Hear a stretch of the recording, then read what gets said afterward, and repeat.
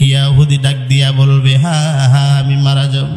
একজন কাফের বিশ্বাস করে মৃত্যু হবে, একজন নাস্তিক বিশ্বাস করে আমার মৃত্যু হবে। মৃত্যু বিশ্বাস করে না এমন লোক পৃথিবীতে পাওয়া যাবে না। কথা বলেন ঠিক কিনা? এরে মুসলমান ইমানদার আল্লাহর গোলাম, মৃত্যু একদিন হবেই হবে। মৃত্যু সবার জীবনে একদিন না হয়তো একদিন আসবে। এ মুসলমান ইমানদার আল্লাহর গোলাম, মৃত্যু যখন হবে আল্লাহর দরবারে তো ঈমান এবং আমল নিয়ে যাওয়ার দরকার। কথা বলেন ঠিক কিনা? কারণ আল্লাহ পাক রব্বুল আলামিন কোরআনের মধ্যে জানায় দেন, ফামান ইয়ামাল মিসকালা যাররাতিন খায়রান ইয়ারাহু ওয়া মান ইয়ামাল মিসকালা যাররাতিন শাররান ইয়ারা। আল্লাহ পাক রব্বুল আলামিন ডাক দিয়া বলেন, কোন ব্যক্তি যদি এক যারা পরিমাণ নেকির কাজ করে, আমি আল্লাহর সামনে বান্দা নেকি নিয়ে হাজির হয়ে যাবে। আল্লাহ তাআলা ডাক দিয়া বলেন, ওয়া মান ইয়ামাল মিসকালা যাররাতিন শাররান ইয়ারা। আবার বান্দা সাবধান, হে মুমিন, এক যারা পরিমাণ গুনাহ যদি করেও থাকো, কাল কিয়ামতের ময়দানে আমি আল্লাহর সামনে দাঁড়াইয়া যাবা। সাহাবীরা প্রশ্ন করলেন, ও পয়গম্বর, মৃত্যু কাকে বলে? মৃত্যু কি? মৃত্যু কত প্রকার? আল্লাহর নবী ডাক দিয়া কয়, রে সাহাবী শুনে নাও, মৃত্যু হলো মূলত দুই প্রকার। কয় প্রকার বলেন? আর একটু জোরে বলতে হবে, কয় প্রকার? একটা হলো তিতা আর একটা হলো মিষ্টি। যদি বলি, রে মুসলমান ভাই বলো মৃত্যু কেমন? কই মৃত্যু হলো দুই প্রকার, একটা হলো মিষ্টি মৌত আর একটা হলো তিতা মৌত। যদি বলা হয় মিষ্টি কেমন, আপনারা বলতে পারবেন নি। কই মিষ্টি কেমন? মিষ্টির স্বাদ যদি পাইতে চান তাহলে খাইতে হবে, বলে বোঝা সম্ভব না। কথা বলেন ঠিক কিনা? যদি বলা হয় তিতা কেমন জানো, কই তিতা কেমন না খাইলে বুঝতে পারবেন না। নিমের পাতার রস খায় দেখেন তিতা কারে কয়।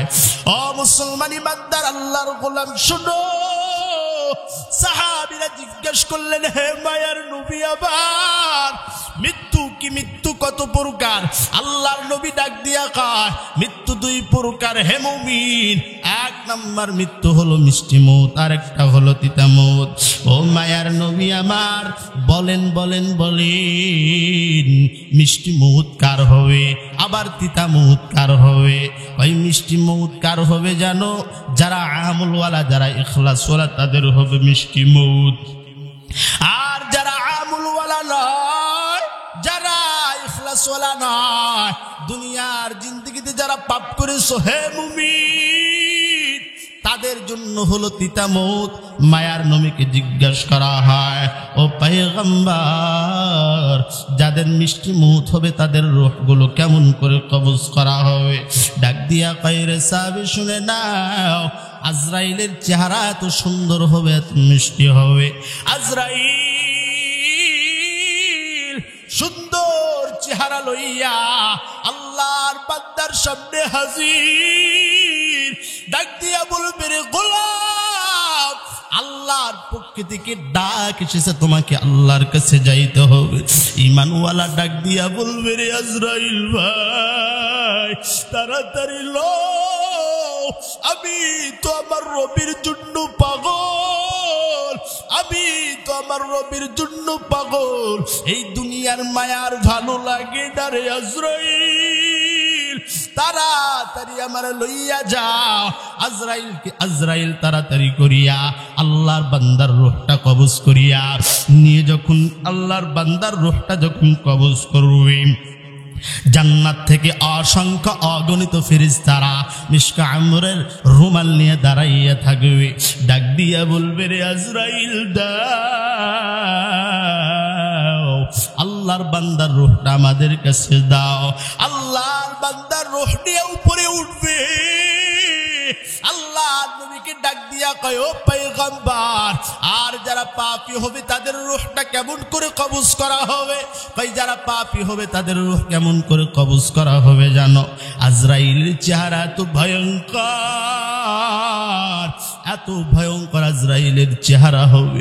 আজরাইলের মাথা থাকবে আসমানে, জমিনে থাকবে পা। ওই আজরাইলের নাক দিয়ে আগুন বাইর হবে, চোখগুলো দিয়ে আগুনের গোলার মতো বাইর হবে, নাক মুখ দিয়ে আগুন বাইর হবে। পাপী বান্দা আজরাইলের চেহারা দেখিয়া ভয় পেয়ে যাবে, ডাক দিয়া বলবে তুমি কে, আমার কাছে কি দরকার? ডাক দিয়া বলবে রে পাপী গোলাম, আল্লাহর পক্ষ থেকে ডাক আছে, আল্লাহর কাছে তোমার যাইতে হবে, এখন ধরা দিতে হবে। ডাক দিয়া বলবে রে আজরাইল, না না আমার এখন নিও না, সবে মাত্র গাড়ি করেছি, সবে মাত্র বাড়ি করেছি। এরে আজরাইল, সবে মাত্র নতুন বিবাহ করেছি, না না আমারে লইও না। আজরাইল বলবে না না, আল্লাহর হুকুম হয়ে গেছে, দুনিয়াতে আর থাকার সময় নাই। আজরাইল ডাক দিয়া বলবে থাকার সময় নাই। পাপী বান্দা কান্না শুরু করে দিবি। আজরাইল আলাইহিস সালাতু ওয়াস সালাম বুকের মধ্যে থাপা মারা শুরু করে দিবেন। রূহটা চলে যাবে পায়ের দিকে, পাগুলো লাফাইতে থাকবে, লাফাইতে থাকবে, পায়ের মধ্যে থাপা মারবে, পা থেকে রূহগুলো চলে যাবেন হাতের দিকে, হাতগুলো লাফাইতে থাকবে, লাফাইতে থাকবে। আজরাইল রাগান্বিত হইয়া থাপা মারবেন হাতের উপরে, চলে যাবেন চোখের মধ্যে। এক সময় আজরাইল কিনি লোক থেকে, পায়ের লোক থেকে চিবাইতে থাকবে, চিবাইতে থাকবে। এর দিনাজপুরের মুসলমান শুনো, যেমন বাসায় যেমন মা বোনেরা যেমন লুঙ্গি চিপে, কাপড় চিপে, এমন ভাবে আজরাইল চিপাইতে থাকবে, চিপাইতে থাকবে। এক সময় বান্দার রূহ মুখ দিয়া বাহির হয়ে চলে যাবে। রূহের এত গন্ধ কেউ সহ্য করতে পারবে না। জাহান্নামের ফেরেশতারা এসে আগুনে বেরি দিয়া রূহটা নিয়ে যাওয়ার জন্য চেষ্টা করবে। প্রথম আসমানে যখন হাজির হয়ে যখন যাবি, প্রথম আসমানের ফেরেশতারা ডাক দিয়া বলবে কি, কয় আনা আজরাইল, কয় তোমার সঙ্গে কি? অমুক গ্রামের পাপী বান্দার রূহ। ডাক দিয়া বলে রে আজরাইল, না না এই রূহ আসমানে উঠবে না, এর জমিনের নিচে পোতায়া দাও। এরে দিনাজপুরের মুসলমান শুনো, রূহ তো যাবে না, এই রূহটারে মাটির নিচে চাপা দেওয়া হবে। এরে মুসলমান ইমানদার, এই জন্য ইমানওয়ালা হও, এই জন্য ইখলাসওয়ালা হও। মায়ার নবী আমার ডাক দিয়া কয় রে গোলাম, দুনিয়ার জিন্দেগিতে যত পাপ করবা, দুনিয়ার জীবনে বান্দা যত গুনাহ করবা, আল্লাহর সামনে সব গুনাহ নিয়ে দাঁড়াইয়া যাবা। আল্লাহ পাক রব্বুল আলামিন কোরআনের মধ্যে জানায়া দেন, মনে করেছো গুনাহ করো বান্দা আমি দেখি না? কয় না না, এ বান্দা যত তুই গুনাহ করো সব গুনাহ আমি আল্লাহ দেখি, কিন্তু বান্দা না না আমি আল্লাহ তোরে কিছুই বলবো না। কারণ কি জানো, আমি আল্লাহ কোরআনের মধ্যে ওয়াদা দিয়েছি, লিয়াবলুয়াকুম আইয়ুকুম আহসানু আমালা।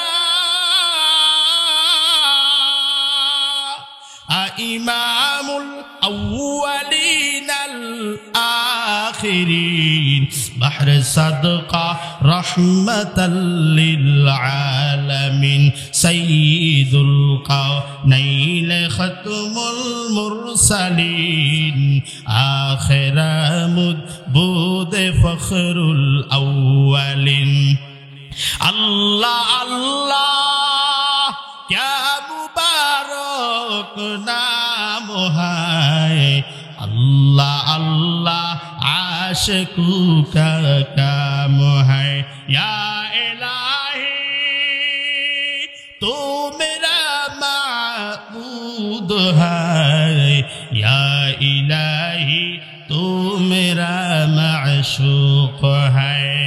अल्लाह पाक रब्बुल आलमीन डाक दिया कहे, हे गुलाम আমি আল্লাহ পাক রব্বুল আলামিন দুনিয়ার জিন্দেগিতে স্বাধীনতা দিলাম, চাইলে ভালো কাজ করতে পারো, আবার খারাপ কাজ করতে পারবা, চাইলে নামাজ পড়তে পারবা, আবার না চাইলে নামাজ পড়তে পারবা না, তাতে কোনো সমস্যা নাই। চাইলে রমজানের রোজা রাখবা, আবার না চাইলে রমজানের রোজা রাখবা না, তাতেও কোনো সমস্যা নাই। ও বান্দা, ভালো করে শুনে না, আমি আল্লাহ পাক রব্বুল আলামিন দুনিয়ার জিন্দেগিতে কিছুই বলবো না। কারণ কি জানো হে মুমিন, দুনিয়াটা হলো পরীক্ষার হল। পরীক্ষার হলে যখন পরীক্ষা দেয় কোনো স্যার তখন বলে না কি লেখো, বান্দা সঠিক বেঠিক লেখো, না না, কোনো স্যার কোনোদিন বলে না এ বান্দা সঠিক লিখতিস কেন, আবার ভুল লিখলে কেউ বলে না ভুল লিখতিস কেন। ও বান্দা, ভালো করে শুনে নাও, পরীক্ষা দিবা 1 ঘন্টা 2 ঘন্টা চালাও, 2 ঘন্টা পর রেজাল্ট আসবে তুমি পাশের ছাত্র নাকি ফেলের ছাত্র। আল্লাহ ডাক দিয়া কয়, গোলাম জানো আমি আল্লাহ পাক রব্বুল আলামিন দুনিয়াটাকে একটা পরীক্ষার হলরুম হিসাবে পাঠাইলাম। ও বান্দা শুনে না, যখন বান্দা মসজিদে যাও না, মসজিদে না গিয়া যখন যাত্রার প্যান্ডেলে যখন রওনা দাও, আমি আল্লাহ তাআলা চাইলেই পারতাম পা 2টা লুলা করে দিতে, পারতো কিনা বলেন তো দেখি। আল্লাহ বলেন না না, আমি আল্লাহ তাআলা লুলা করে দেই নাই। ও বান্দা, ভালো করে শুনো, যখন আমি আল্লাহর দেওয়া হাতটা পাইয়া, ও বান্দা, হাত দিয়া কোরআন না ধরিয়া যখন সুদের টাকা লেনদেন করো, আমি আল্লাহ চাইলেই পারতাম ওই সময় তোমার হাত 2টা অকাজ করে দিতে, কিন্তু না, আমি আল্লাহ তাআলা দেই নাই। ও বান্দা জানো, এই জবান দিয়া আমি আল্লাহর প্রশংসা যখন বাদ দিয়া তুই যখন মানুষের প্রশংসা কর, যখন কোরআন না পড়িয়া যখন মুখ দিয়া ফাইসা কথা বলো, ও গোলাম শুনে না, আমি আল্লাহ চাইলেই পারতাম জবানটা বন্ধ করে দিতে, না হে মুমিন দেই নাই।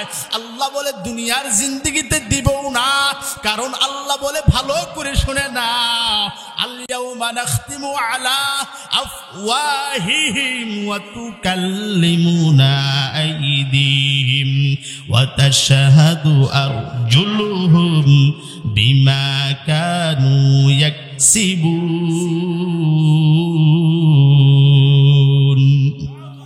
আল্লাহ পাক রব্বুল আলামিন ডাক দিয়া কয়, ও পয়গম্বর জানায়া দেন, আমি আল্লাহ তাআলা ওই দিন আমি আল্লাহ পাক রব্বুল আলামিন মুনাফিকদের মুখের মধ্যে মোহর মেরে দিব। হে দিনাজপুরের মুসলমান, এখন আবার বলবেন মুনাফিক তো আমি না, মুনাফিক আবার কারা? আল্লাহর নবী ডাক দিয়া কয়, আল্লাহর নবীর সাহাবীরা আল্লাহর নবীকে ডাক দিয়া কয়, ও মায়ার নবী গো, ভালো করে বলিয়া দেন মুনাফিক কারা? আল্লাহর নবী ডাক দিয়া কয়, ও সাহাবীর দল শুনে না, 4টা গুণ যার মধ্যে পাবা এই ব্যক্তি হলো মুনাফিক। কয়টা গুণ বলেন তো দেখি? 4টা গুণ যার মধ্যে পাবা এই ব্যক্তি হলো মুনাফিক। 1 নাম্বার গুণ, যেই ব্যক্তি বেশি বেশি মিথ্যা কথা বলে এই ব্যক্তি মুনাফিক। কি বলে বলেন তো দেখি? বেশি বেশি যেই ব্যক্তি মিথ্যা কথা বলে এই ব্যক্তি হলো মুনাফিক।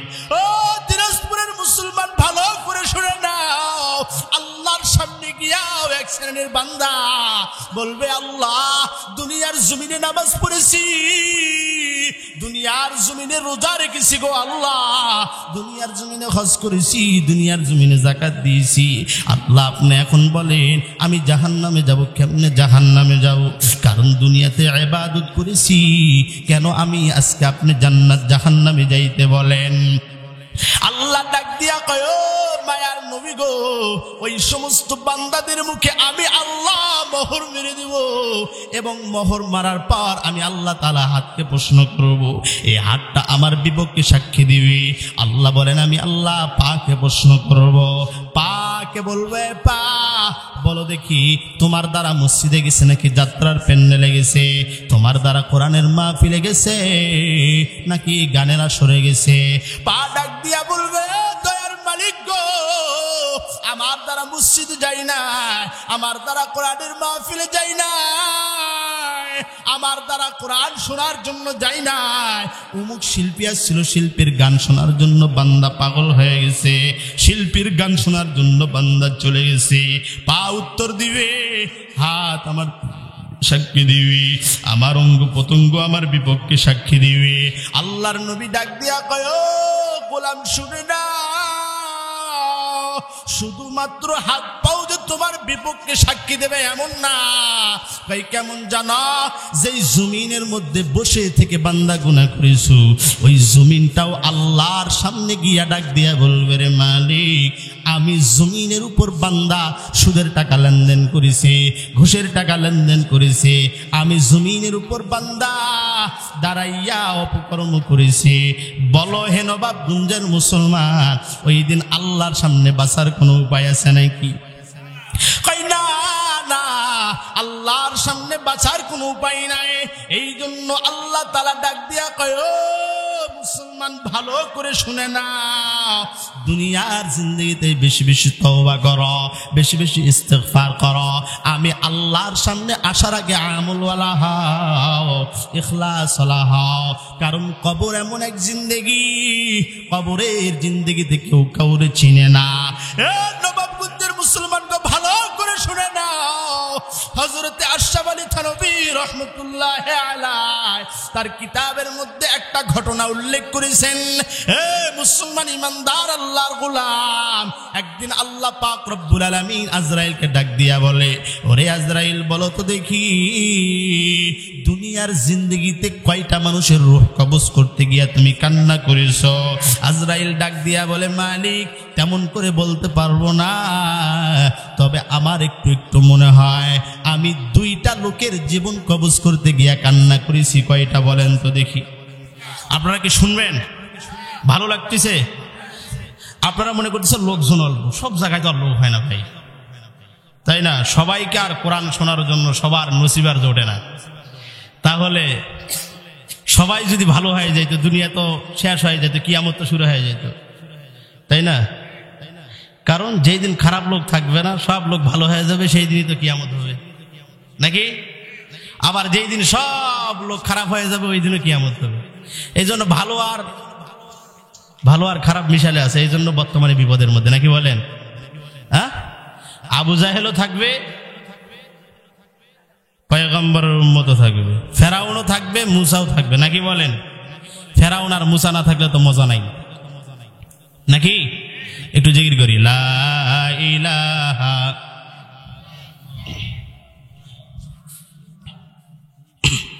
আজরাইলকে ডাক দিয়া কয়, ও আজরাইল, বলো দুনিয়ার জিন্দেগিতে কয়টা মানুষের রূহ কবজ করতে গিয়া কান্না করেছো? আজরাইল ডাক দিয়া বলে, রে মালিক, দুইটা মানুষের রূহ কবজ করতে গিয়ে আমি কান্না করেছি। ও আজরাইল, বলতে পারবা কোন সেই দুইটা মানুষ? আজরাইল কয়, না না আল্লাহ, না না। ডাক দিয়া কয়, ও আজরাইল, ভালো করে শুনে নাও, ওই যে ছোট্ট শিশু একটা সন্তান, বিশাল বড় নদীর মধ্যে তার মা আর ওই সন্তান আর একজন মাঝি নৌকা চালায়, সন্তানের মা আর সন্তান মিলে নদী পার হয়। এমন সময় আমি আল্লাহ বিশাল বড় তুফান শুরু করে দিলাম, নৌকাটা ছিটায় গেল।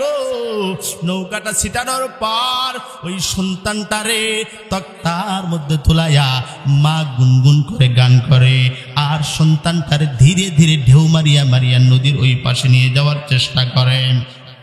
হে আজরাইল, জানো কোন সেই সন্তান? যেই সন্তান আমি আল্লাহর জান্নাতে যাবে না বলে নিজেই জান্নাত বানাইল, তার নাম হলো সাজ্জাদ। হে মুসলমান আল্লাহর গোলাম গো, আল্লাহ তাআলা তো সুন্দর করে সাজ্জাদের লালন পালন করেছেন, তবুও সাজ্জাদ আল্লাহর সঙ্গে বেঈমানি করেছেন। কেমন বেঈমানি করেছেন জানো? সাজ্জাদ আর সাজ্জাদের মা যখন নদী পার হবে, এমন সময় প্রচন্ড ঝড় শুরু হয়ে যায়। ঝড়ের কবলে পড়ার পর হঠাৎ মাঝপথে নৌকাটা ছিটিয়ে গেল। নৌকাটা ছিটিয়ে যাওয়ার পর মাঝি সমুদ্রের মধ্যে যখন ডুবে যায়, ডুবে যাওয়ার পর ওই সন্তানটারে তক্তার উপর তুলিয়া মা একটু করে হাত লাড়া দেয় আর সামনের দিকে অগ্রসর হওয়ার জন্য চেষ্টা করে। আল্লাহ ডাক দিয়া কয়, ও আজরাইল তুই কই? তাকাইয়া দেখ ওই মার সমুদ্রের মধ্যে একটা সন্তান রে তক্তার উপর রাখিয়া।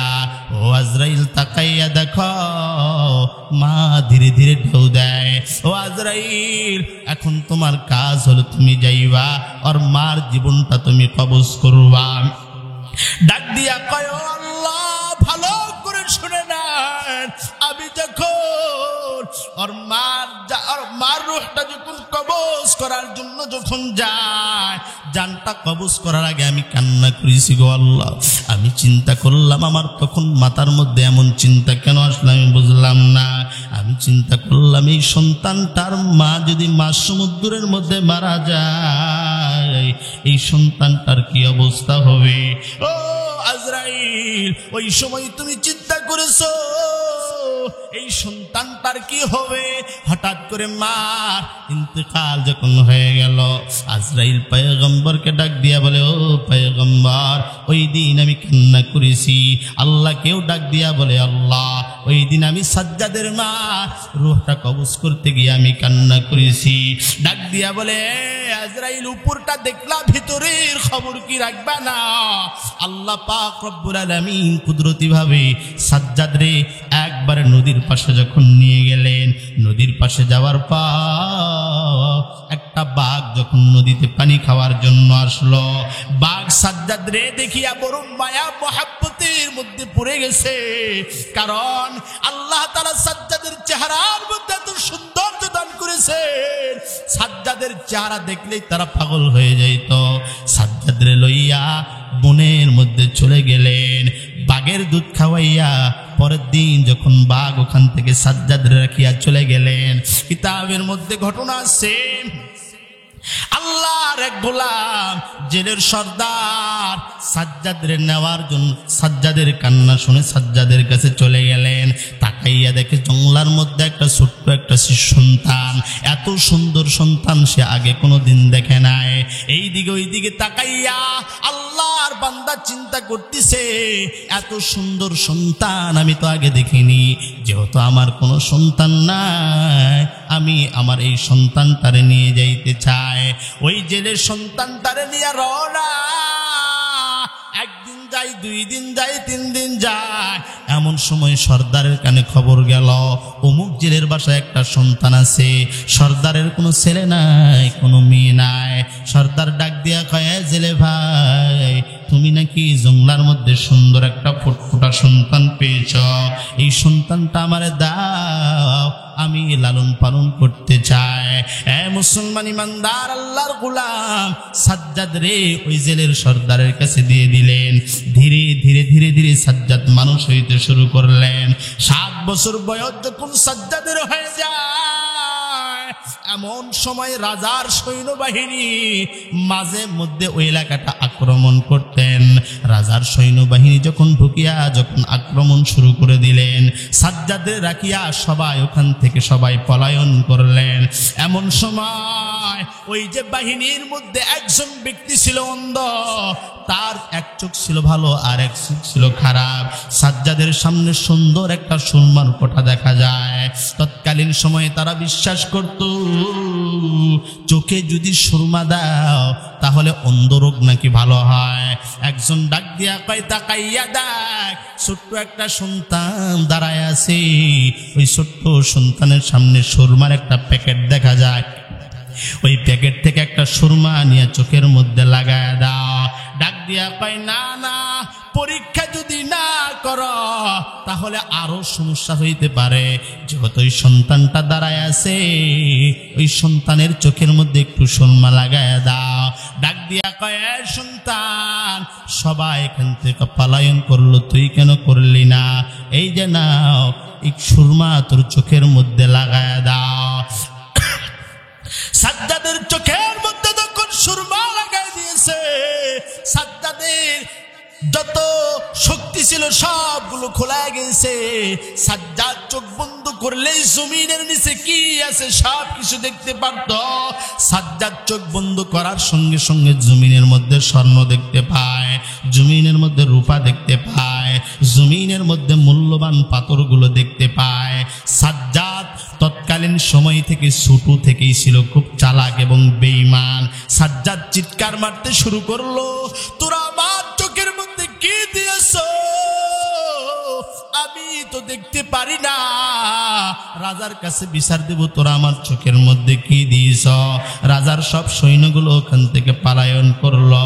সাজ্জাদ একটা দৌড় মারিয়া তার পালিত বাবার কাছে হাজির, ডাক দিয়া কয়, রে বাবা, আমি এমন একটা শক্তি পেয়েছি, চোখের মধ্যে সুরমা দিয়া যদি চোখ বন্ধ করে দেয় সঙ্গে সঙ্গে জমিনের নিচে কি আছে সব কিছু আমি দেখতে পারি। মুসলমান ইমানদার আল্লাহর গোলাম, এমন করতে করতে জমিনের নিচে যত সম্পদ ছিল ধীরে ধীরে উঠাইতে লাগলো। এই এলাকার মধ্যে সব থেকে বড় লোক হলো সাজ্জাদের পরিবার।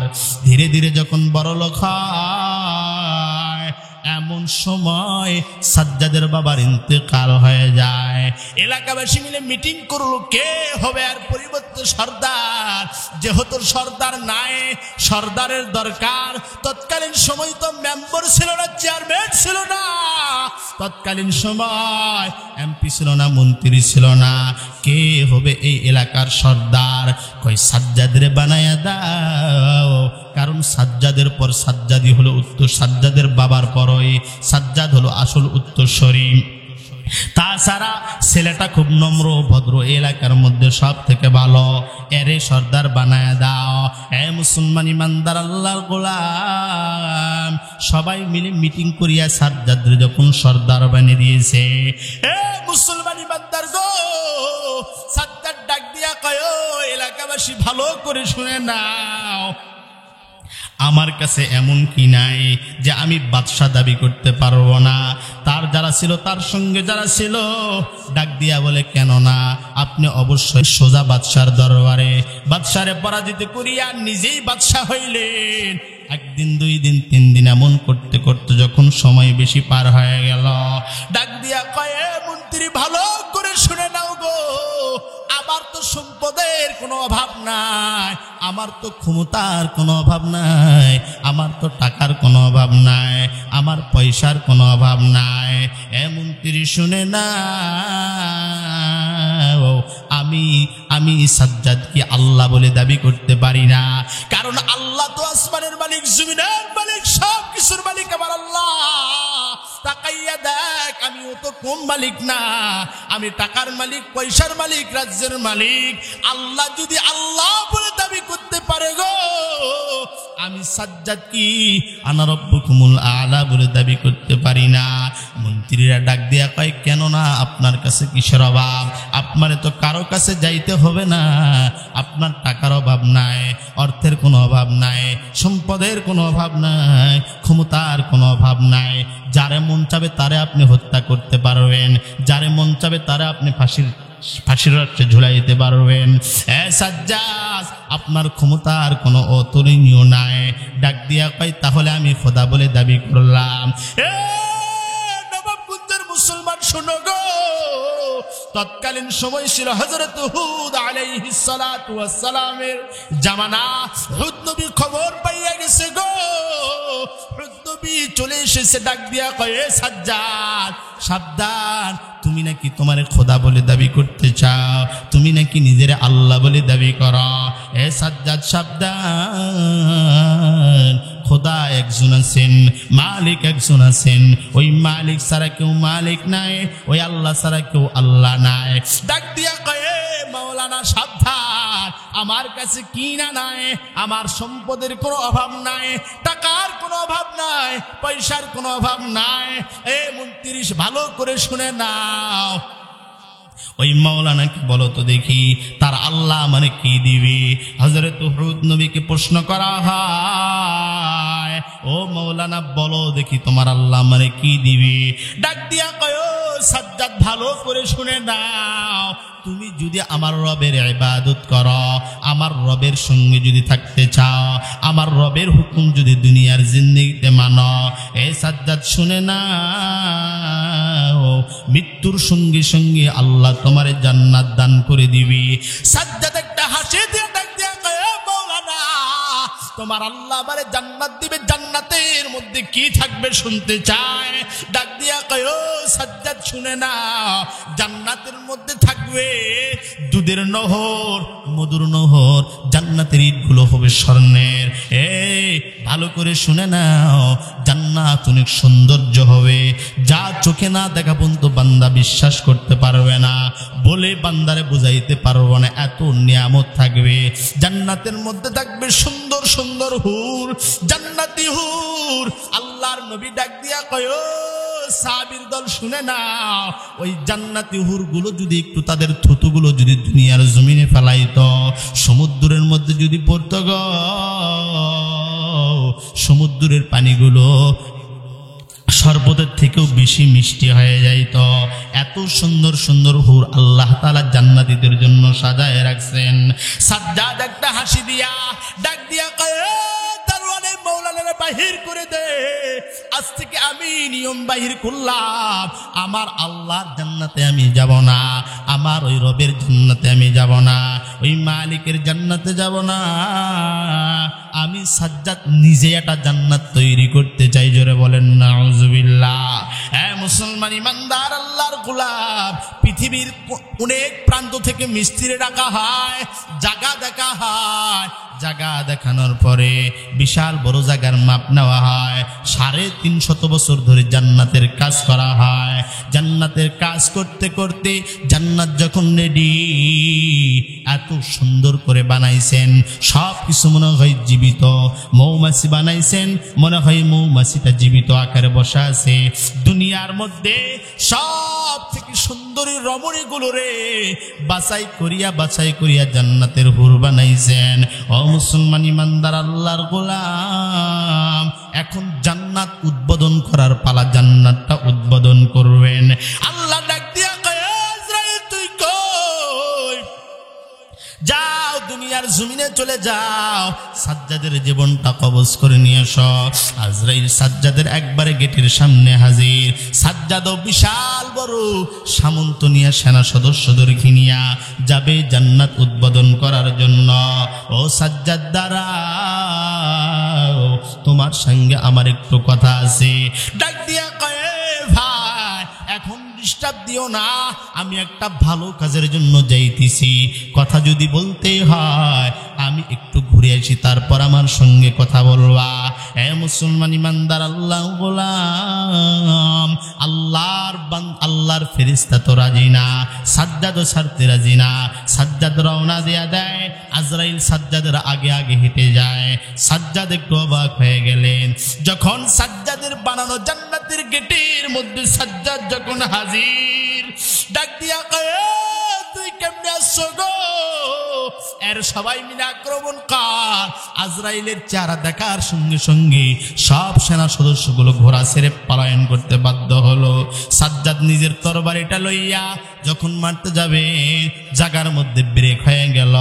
ডাক দিয়া কয়, তুই কে? সত্যি করে বলো গো, তুমি কে? ডাক দিয়া কয়, ও সাজ্জাদ, আমি অন্য কেউ না, আমি কোনো মৌলানা না, আমি কোনো মুফতি না, আমি দুনিয়ার কোনো সাধারণ কোনো হুজুর না, আমি হলাম আল্লাহর একজন প্রতিনিধি, আল্লাহর একজন ফেরেশতা, আমার নাম হলো আজরাইল। সাজ্জাদ কান্না শুরু করে দিয়েছে। সাজ্জাদ ডাক দিয়া কয়, ও আজরাইল দাঁড়া, আমার বানানো জান্নাতটা আবার একটু দেখতে দাও রে আজরাইল, কারণ আমি এত কষ্ট করে আমার জান্নাতটা বানাইছি। এরে আজরাইল, একটা মাত্র সময় দাও, আমি আমার জান্নাতটা দেখতে চাই। আজরাইল ডাক দিয়া কয়, না না, আজকে আর কোনো সুযোগ হবে না। সাজ্জাদ যখন একটা পা জমিনের মধ্যে দিয়েছেন আর একটা পা ঘোড়ার উপর রেখে দিয়েছেন, আজরাইল একবারে গলাটা ধরে ফেলাইছেন। ডাক দিয়া কয়, ও আজরাইল, আমার একটু ছেড়ে দাও, শুধুমাত্র 1 মিনিটের জন্য ছেড়ে দাও। আমি শুধু আমার বানানো জান্নাতটা দেখব, জান্নাতটা দেখিয়া আমি ওখান থেকে বাইরে হয়ে আসব। সাজ্জাদের কান্নার তো আওয়াজ, সাজ্জাদের কান্না দেখে আজরাইলও কান্না করে। ডাক দিয়া কইরে, সাজ্জাদ, কিছুই করার নাই, এটা আমার হুকুম না, এটা আমার রবের হুকুম। সাজ্জাদের জীবনটা যখন কবজ করছেন, আল্লাহ তাআলার হুকুম চলে আসলো, সঙ্গে সঙ্গে সাজ্জাদের জান্নাত ধ্বংস হয়ে গেল। এ মুসলমান ইমানদার আল্লাহর গোলাম, আজরাইল দুনিয়ার জিন্দেগিতে আসার পর 2টা ব্যক্তির জন্য কান্না করেছেন। আল্লাহ তাআলা আজরাইলকে বললেন, ও আজরাইল, ভালো করে শুনে নাও, একই ব্যক্তির জন্য তুমি 2 বার কান্না করলা। ও আজরাইল, বলো, আমি আল্লাহর কি মায়া নাই, আমি আল্লাহর কি দয়া নাই? আল্লাহ বলে, ও পয়গম্বর, আপনি আপনার উম্মতদেরকে জানায় দেন, কুল হুয়াল্লাহু আহাদ, আল্লাহুস সামাদ, লাম ইয়ালিদ ওয়া লাম ইউলাদ ওয়া লাম ইয়াকুল লাহু কুফুয়ান আহাদ। আমি আল্লাহর কোনো শরীক নাই। ও পয়গম্বর, আমি আল্লাহ কারো থেকে জন্ম নেই নাই, আবার আমি আল্লাহ কাউকে জন্ম দেই নাই। এ নবাবগঞ্জের ভাইয়েরা, ভালো করে শুনে নাও, আল্লাহ বলেন, আমি আল্লাহ তাআলা বড় মায়া করে, বড় মোহাব্বত করিয়া আমি আমার বান্দারে সৃষ্টি করেছি। কই জাহান্নামে দেওয়ার জন্য না, না, আমি আল্লাহ বান্দারে সৃষ্টি করেছি জান্নাতে দেওয়ার জন্য। ও বান্দা, ভালো করে শুনে নাও, আল্লাহ তাআলা ডাক দিয়া বলে, বান্দা যখন তার মার একবার মা মা বলে ডাক দেয়, বান্দা যখন তার মার একবার মা মা বলে ডাক দেয়, বান্দার মায়ের কলিজা যেমন ঠান্ডা হয়ে যায়, শীতল হয়ে যায়। আল্লাহ ডাক দিয়া কয়, ও গোলাম, যখন তোর বাবার একবার বাবা বাবা বলে ডাক দাও গো, তোর বাবার কলিজাটা যেমন ঠান্ডা হয়ে যায়, শীতল হয়ে যায়, আমি আল্লাহর যখন কোনো বান্দা একবার আল্লাহ বলে ডাক দেয়, আমি আল্লাহ রহমতের কলিজা ঠান্ডা হয়ে যায়। বান্দারের সঙ্গে সঙ্গে রহমতের কুলের উপর উঠাইয়া আমি আল্লাহ বান্দার জিন্দেগির যত সগীরা গুনাহ আছে, সব গুনাহগুলো আমি আল্লাহ তাআলা মাফ করে দিই। হে খোদায়ে পাক রহমান নূর রহিম, কাবিয়ে হাজাত ওয়াহাবু করিম, হাই ইলাহাল আলামিন বেনিয়াজ, তো গনি হ্যায় और हम है বেনিয়াজ। এ মুসলমান ইমানদার আল্লাহর গোলাম, এই জন্য রবরে বন্ধু বানাও হে মুমিন, কারণ দুনিয়ার সবাই স্বার্থের জন্য পাগল। মাটা স্বার্থের জন্য পাগল, বাবাটাও স্বার্থের জন্য পাগল, সন্তান স্বার্থের জন্য পাগল, স্ত্রীটাও স্ত্রীটাও স্বার্থের জন্য পাগল। এ মুসলমান গো, বাবারে যদি টাকা না দাও, বড় সন্তান যদি টাকা দেয়, ছোট সন্তান যদি না দেয়, ডাক দিয়া কয় বড়টাই ভালো, ছোটটা খারাপ। কথা বলেন ঠিক কিনা? আবার ছোটটা যদি দেয়, বড়টা যদি না দেয়, ডাক দিয়া কয় ছোটটাই ভালো, বড়টাই খারাপ। আবার স্ত্রী যদি ভালো মতো যদি শ্বশুর বাড়িতে দিতে পারো, তাহলে জামাই ভালো, আর যদি না দাও, জামাই বড্ড খারাপ।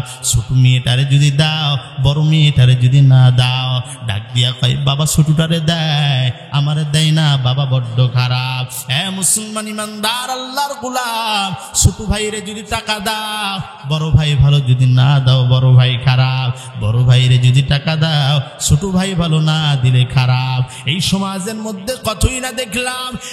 নবাবগঞ্জের ভাইরা, পদ্মার মাগো, এই তো 2000 2019 সালের করোনাকালীন ঘটনা। সন্তানের লাশ বাবা বলাইতে চায় না, কথা বলেন ঠিক কিনা? বাবার লাশ সন্তান বলাইতে চায় না, মায়ের লাশ সন্তান বলাইতে চায় না, আবার মায়ের সন্তানের লাশ মা বলাইতে চায় না।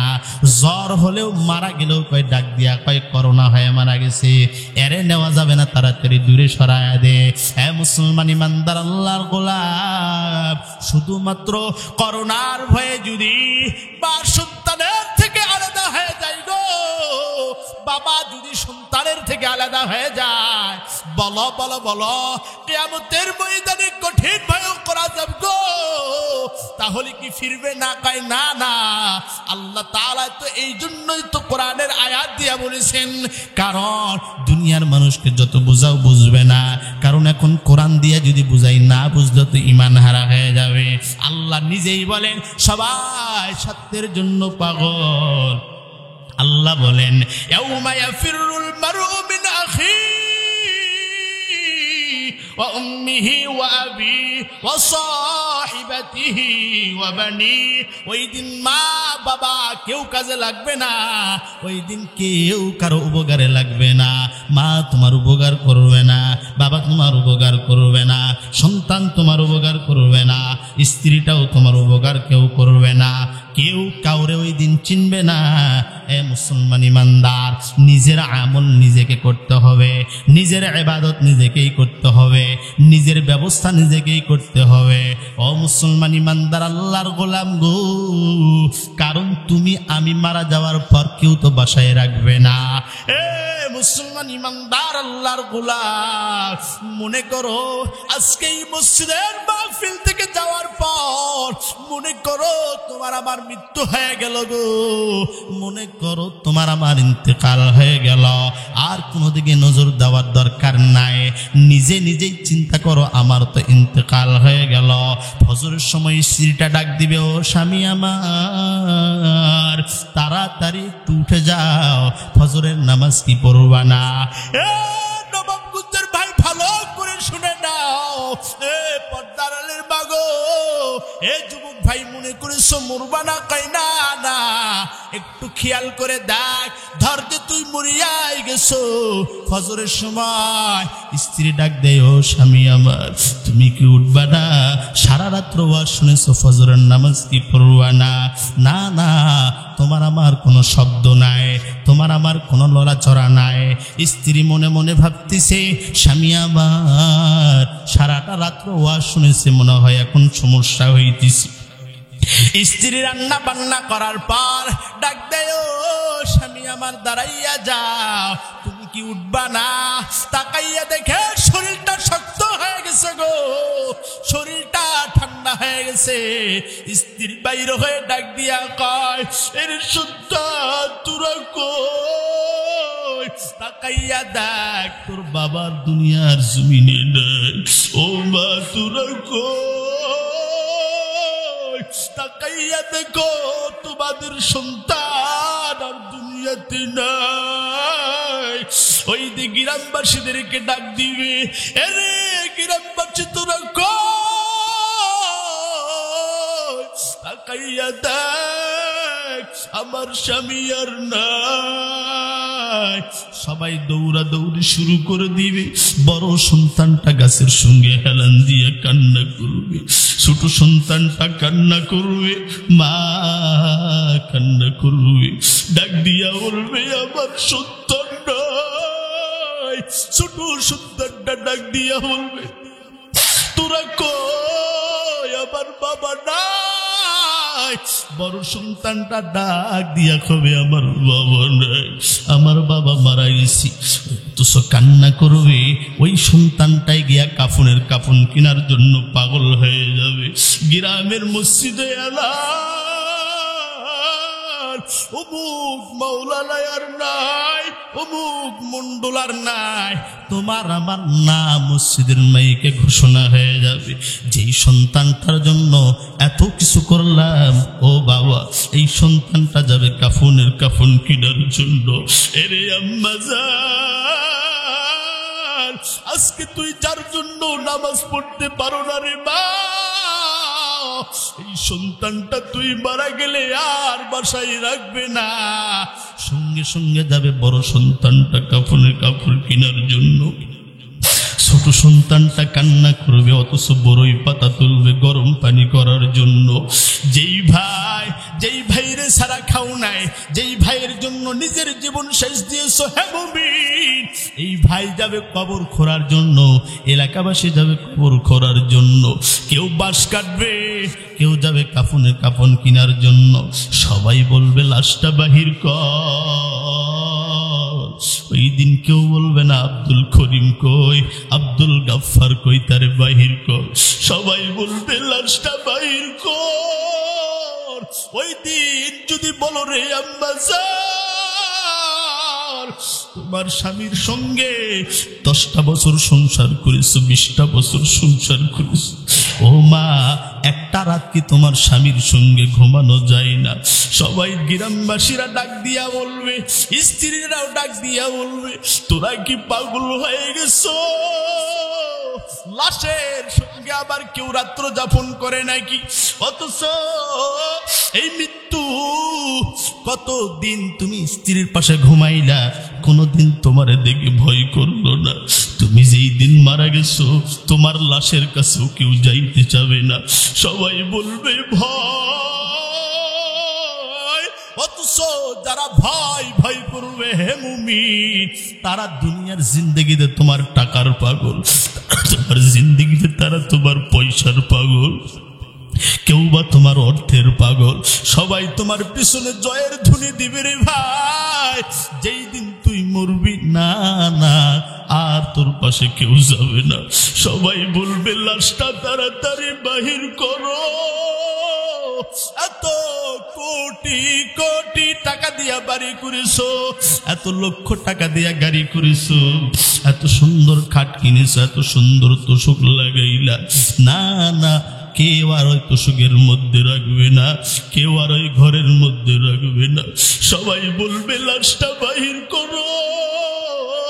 এত সুন্দর জামা, এত সুন্দর টুপি, এত সুন্দর পোশাক, সবগুলো তোমার আমার টেনে টেনে ফেলে দিবি।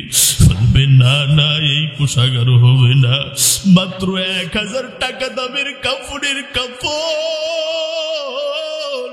ওই কাফনটা লইয়া বাজারের মধ্যে এক ধরনের চকলেট পাওয়া যায়, দেখবা নিচেও দোমরানো সামনেও দোমরানো, ওই চকলেটের মতো মুড়াইয়া পায়ের মধ্যে বাঁধন দিবে, সিনার মধ্যে বাঁধন দিয়া সুন্দর করে প্যাকেটটা বানাইয়া, যেই খাটনি দেখলে দিনের বেলাও ভয় পাও। আমি অনেক মানুষকে জিজ্ঞাসা করেছি, ও ভাই কেন মসজিদে যাও না? অনেকে আমাকে ডাক দিয়া বলে, হুজুর তাকাইয়া দেখবেন মসজিদের সিঁড়িতে একটা খাটনি দেখা যায়, ওই খাটনি দেখলে আমার বড় ভয় লাগে, বড় ভয়, এই জন্য আমি মসজিদে যাই না। এরে ভাই, যেই খাটনি দেখলে দিনের বেলায় ভয় পাও গো, ওই খাটনি তোমার আমার বাসার সামনে হাজির হয়ে যাবে। ওই খাটনি তেল চলে না, ওই খাটনি মোবাইল লাগে না, ওই খাটনিতে বৈদ্যুতিক কোনো ব্যবহারের কোনো নাই, ওই খাটনিটা তোমার আমার বাসার সামনে হাজির হয়ে যাবে। ওই খাটনির উপর শুয়াইয়া আর কেউ না রে মুমিন, নিজের সন্তান, যেই সন্তানের জন্য সুদ খাও, যেই সন্তানের জন্য ঘুষ খাও, যেই সন্তানের জন্য নামাজ কাজা দাও, যেই সন্তানের জন্য আল্লাহর ইবাদতটা ঠিক মতো করতে পারো না, ও বাবা বয়স তো কম হয় নাই, দাড়িগুলো পেকে গেল, আর কয়দিন বাঁচবা? এ যুবক ভাই মনে করিস মরবা না? হয় না না, এই যে রেল স্টেশনে একটু খবর নাও, প্রত্যেক দিন মোবাইলে দেখো, এই তো কয়েকদিন আগের ঘটনা, রেল লাইনে যুবকের লাশ, টাকের নিচে যুবকের লাশ। গতকালকে বয়ান মহাদেবপুর করে যখন আসলাম, তাকাইয়া দেখি 2 জন যুবকের লাশ, টাকের নিচে পড়িয়া 2 জন মারা গেল। গাছের সঙ্গে অ্যাক্সিডেন্ট হয়ে মারা গেল। কে না জানে তার মা বাবার কত আশা আকাঙ্ক্ষা ছিল, আমার সন্তান বাসায় আসবে, কাজকর্ম শেষ করে বাসায় আসবে, স্ত্রী তো সুন্দর করে সাজাইয়া বসে আছে, আমার স্বামী চলে গেছে কাজে, আমার স্বামী আমার কাছে ফিরে আসবে। কিন্তু তাকাইয়া দেখ, এই যুবক বয়সে তারও তো মরণ হলো। কার কখন মরণ হবে, কে কখন কোন সময় মরবে, এটা মানুষ জানে না। এর যুবক ভাই, এ বৃদ্ধ বাবা, এ পর্দার আড়ালের আম্মা জান, মনে করিস সবাই আমার আপন? না রে মা, না, কেউ তোমার আপন না। না রে বাবা, না, কেউ তোর আপন না। এ যুবক ভাই, এই দুনিয়াতে কেউ তোর আপন না, সবাই তোর পর। একমাত্র আপন আমার আল্লাহ। এ মুসলমান ইমানদার আল্লাহর গোলাম, ওই খাটনিটা আর কেউ ধরবে না। নিজের সন্তানগুলো খাটনিটা ধরিয়া, নিজের ভাই খাটনিটা ধরিয়া বিশাল বড় মাঠের মধ্যে তোমারে আমারে নিয়ে যাবে। ওই মাঠের মধ্যে ইমাম বয়ান করবে, তোমার সন্তান বয়ান দিবে, আবার বাবা নাই, চিরতরে বিদায় হয়ে গেছে। কেউ বলবে লোকটা খুব ভালো ছিল, আবার কেউ ডাক দিয়া বলবে না না, লোকটা খুব খারাপ ছিল। কেউ বলবে না, লোকটা খুব ভালো ছিল। এমন করিয়া করিয়া জানাজা যখন শেষ, জানাজাটা করিয়া ওই কবরের মধ্যে নিয়ে যাবে। যেই কবরের মধ্যে মার শোয়াইছো,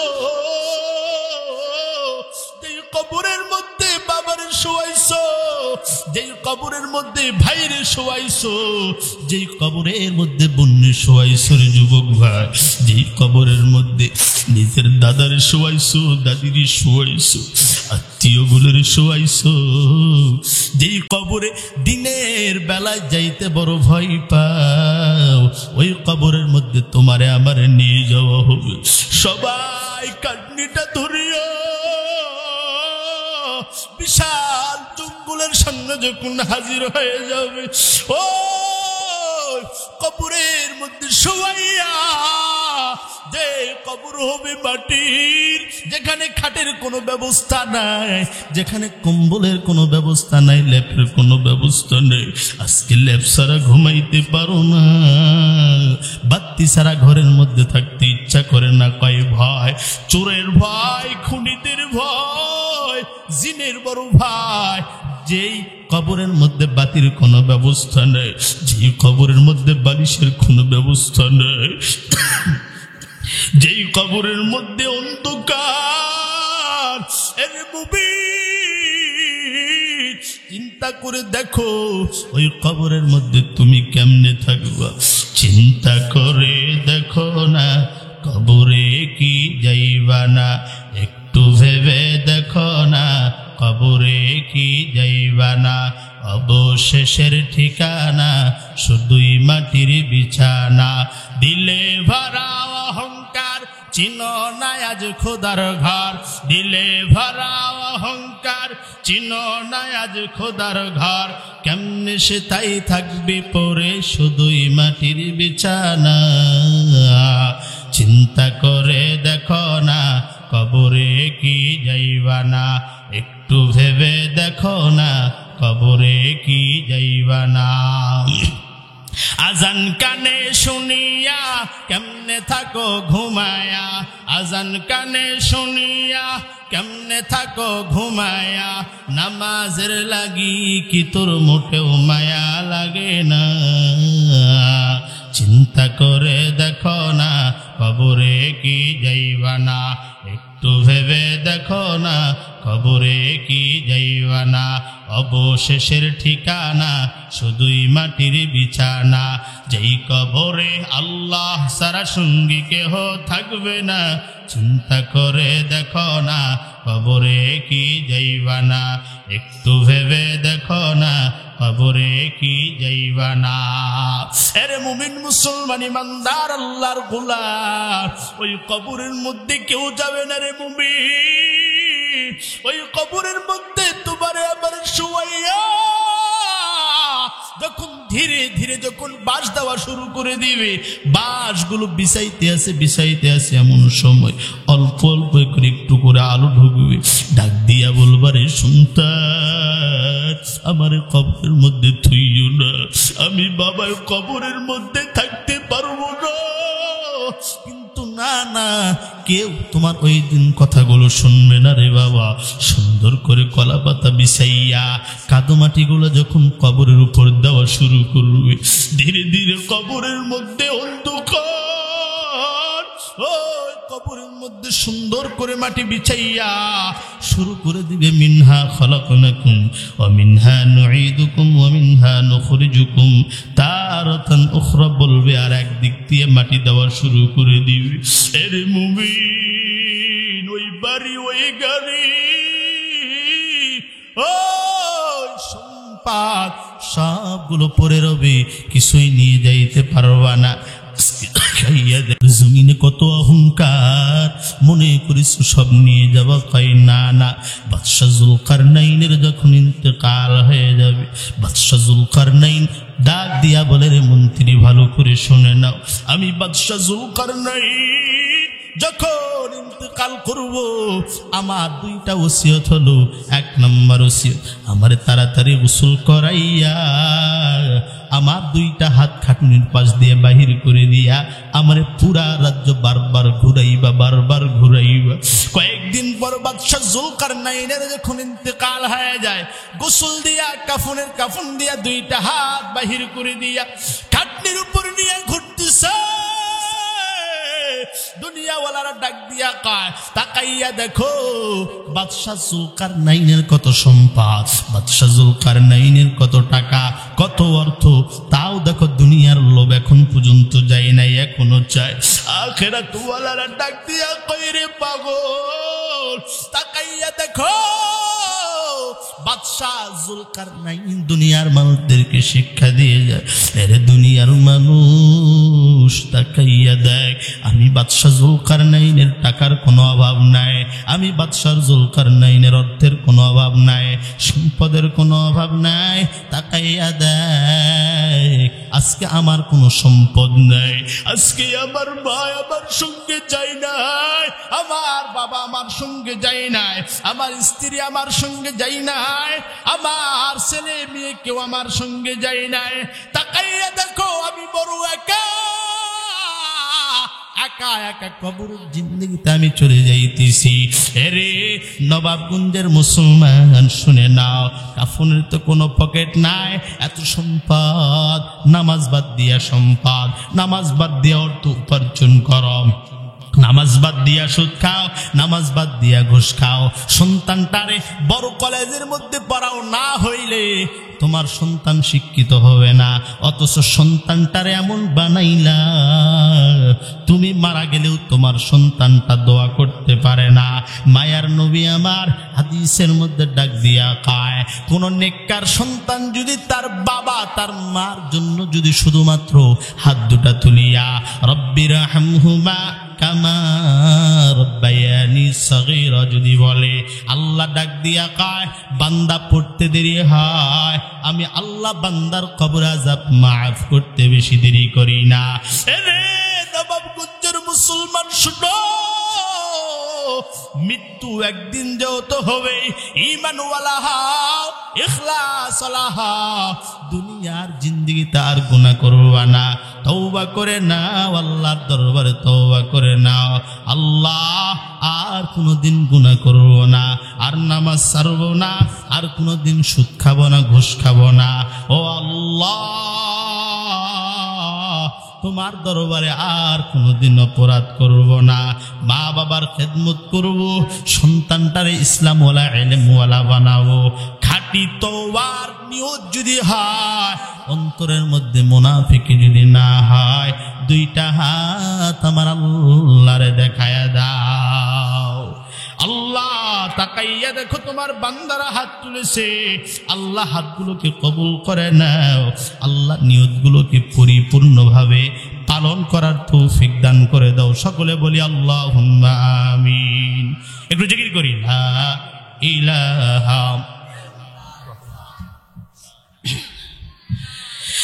লা ইলাহা ইল্লাল্লাহ, লা ইলাহা ইল্লাল্লাহু মুহাম্মাদুর রাসূলুল্লাহ। আল্লাহুম্মা আমিন। ইয়া আরহামার রাহিমিন, ইয়া আরহামার রাহিমিন। রব্বানা যালামনা أنفسنا وإن لم تغفر لنا وترحمنا لنكونن من الخاسرين। هاي رب العالمين الله তাকায়া দেখো, তাকাইয়া দেখো রে মালিক, এখনো কত তোমার গোলাম লেপ মুড়ি দিয়া ঘুমাই রে আল্লাহ। কেউ বা কাতা দিয়া ঘুমাই, কেউ বা কম্বল মুড়ি দিয়া ঘুমাই। আল্লাহ তাকাইয়া দেখো তোমার অল্প কিছু বান্দারে আল্লাহ কোরআন শোনার জন্য পাগল। আল্লাহ এরা দুনিয়ার কিছু চাই না রে মালিক,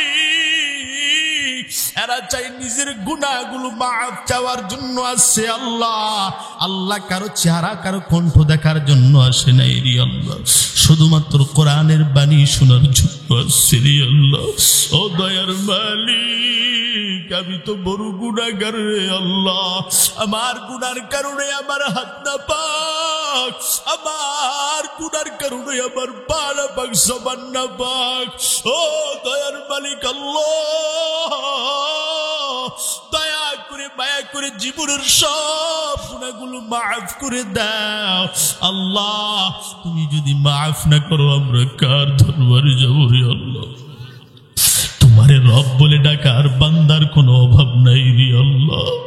আল্লাহ তুমি ছাড়া আমাদের কোনো রব নাই আল্লাহ। দয়া করে মায়া করে জীবনের সব গুনাহগুলো মাফ করে দেন আল্লাহ। তওবা করলাম, আর গুনাহ করব না রে আল্লাহ। আল্লাহ তোমার নবীর হাদিসের মধ্যে পড়েছি, কোন দাড়ি পাকা মুরব্বী যখন হাত তুলে তুমি নাকি ফেরায় দিতেও বড় লজ্জা পাও। আল্লাহ তাকায় দেখো আমার কত মুরব্বী বাবারা হাত তুলেছে আল্লাহ। দয়া করে মায়া করে তাদের হাতের ওসিলায় জীবনের সব গুনাহগুলো মাফ করে দে আল্লাহ। গভীর রাত এই ময়দানে অনেকের মা নাই, অনেকের বাবা নাই আল্লাহ। যারা বাবা হারায়, আমিও তো এতিম, আমারও তো বাবা নাই আল্লাহ। দয়া করে মায়া করে মা বাবার কবর আযাবগুলো মাফ করে আল্লাহ। মারে কতদিন হলো মা মা বলে ডাকতে পারি না আল্লাহ। কতদিন হলো বাবা রে বাবা বাবা বলে ডাকতে পারি না রে মালিক। আল্লাহ পর্দার আড়াল থেকে আমার মা বোনেরা হাত তুলেছে আল্লাহ।